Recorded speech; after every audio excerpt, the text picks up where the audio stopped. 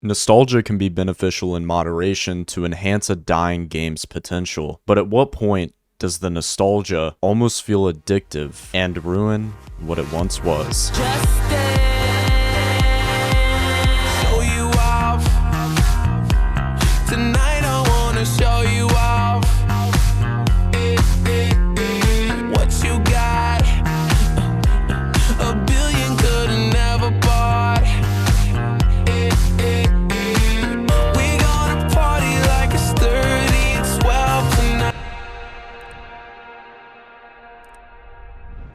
I think of nostalgia as just more than a feeling. The true definition of nostalgia is a sentimental longing or wistful affection for the past, typically for a period or place with a happy personal association. It's like when you walk into a coffee shop and you smell the coffee brewing, and it may just take you back to your grandmother's house whenever you were just a young kid. Nostalgia can be mostly a good thing, but whenever it comes into a sense of overloading, just like with anything in life, it becomes a problem. Now, there are two different meanings for nostalgia, or two different categories, I guess you could say. We'll be going over both of these and comparing two of the most notable games for their nostalgia, which is Minecraft and Fortnite, and see why the nostalgia wasn't ruined for Minecraft, but in my opinion, it was ruined for Fortnite, inevitably leading Epic Games to slowly drift away from their Battle Royale game mode and focusing more on the creative aspect. First is reflective nostalgia. This nostalgia involves more critical and thoughtful examination. It acknowledges the complexities of past experiences, including both the positive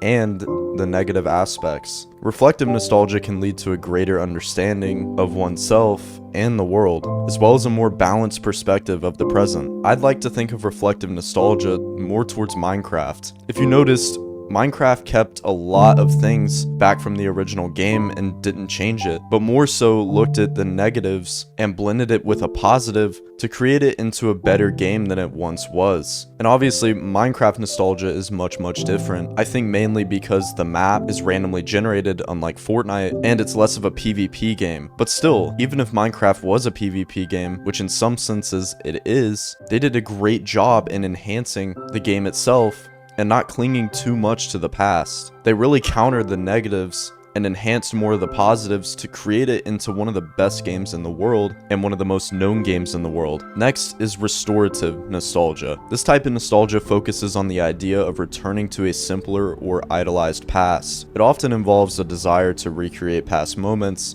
perhaps by reconnecting with old friends, revisiting familiar places, or even purchasing items that evoke those memories. Restorative nostalgia can be a source of comfort and joy, but it may also lead to a sense of longing or even frustration if the past is unobtainable. Now, I know y'all probably just had some thoughts run through your mind by some of the things in the definition of restorative nostalgia linked to Fortnite. Recreating past moments is like getting your squad that you used to have back in 2017 or 2018 and playing some games with them. Also, reconnecting with old friends, revisiting familiar places, which is the chapter 1 map that we received, and then purchasing items that evoke those memories. I mean, it's right here. It's the battle pass, and also the OG season pass that we got at the end of 2024. It's so funny to me because this definition literally describes OG Fortnite and what we have right now. The biggest and most harsh statement of all, but it may also lead to a sense of longing or even frustration if the past is unobtainable. Listen, Fortnite, it's unattainable to get what we had back in the day. I think one of the main reasons is the streaming industry. It was just much different back then, and Battle Royale as well was just so new. So us playing now versus back then is that it was fresh. It was like a newborn baby seeing the world for the first time. I know that was a pretty far stretch, but I mean, still, it can be compared. We've never seen Battle Royale really before, and this is the first time where the world truly started to play it. But restorative nostalgia isn't a bad thing if it's in moderation. And the best example of this has to be in later 2023 when we only had OG Fortnite for a month. And it merged the best of the best from each season. And we got to re-experience 2017 and 2018, 2019 in the best way possible. And I think the exclusivity to it made the experience just 1,000 times better. It's crazy how within a year time span, from the end of 2023 to now 2025, Epic Games and Fortnite as a whole just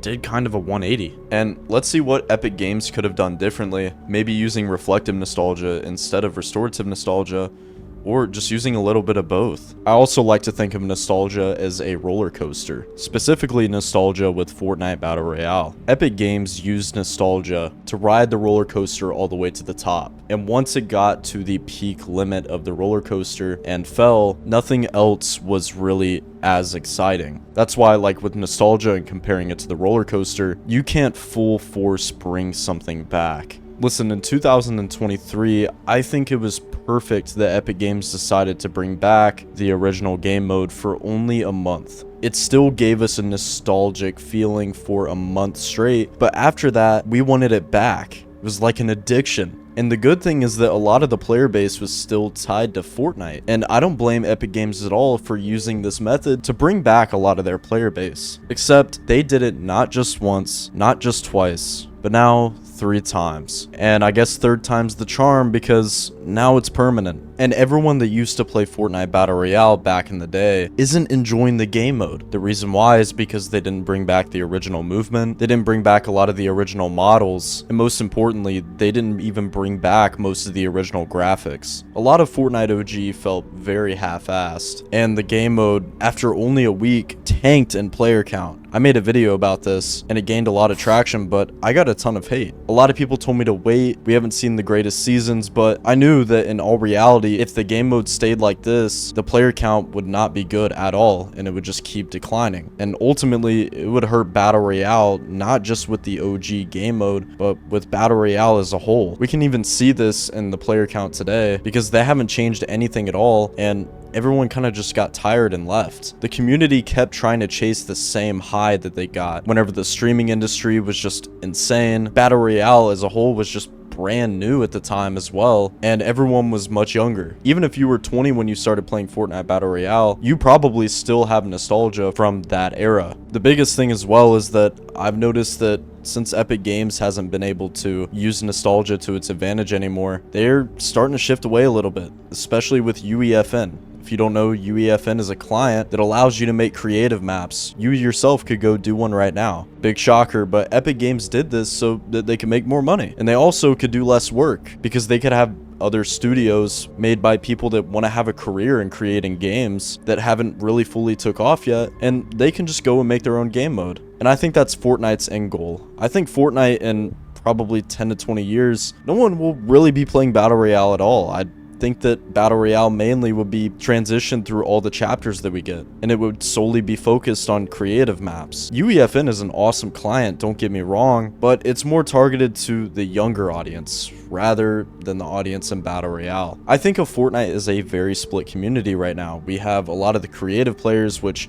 it's tended more towards a younger audience, and then you have mainly the Battle Royale players, which it's mainly a much older audience. Yes, there are a lot of kids who do play Fortnite Battle Royale, but most of them are just moving over to the creative mode. A lot of the reason is the influence from Fortnite streamers, in my opinion, and Fortnite YouTubers. I feel like every single time I go onto a big YouTuber's Fortnite stream, they're just advertising their creative map. Because I mean, if you have 1,000 players plus, you're making absolute bank off of these creative maps. But let's get back to the point. Nostalgia and Battle Royale. How exactly is nostalgia just slowly killing Battle Royale? Well, another great reason is that I think most of the people are just transitioning into other games. And truly, Battle Royale as a whole is just getting stale. I mean, every single game that has been created after Fortnite, realistically, that's a PvP, has tried to do a Battle Royale game mode. We had Call of Duty, Apex Legends, H1Z1, rest in peace,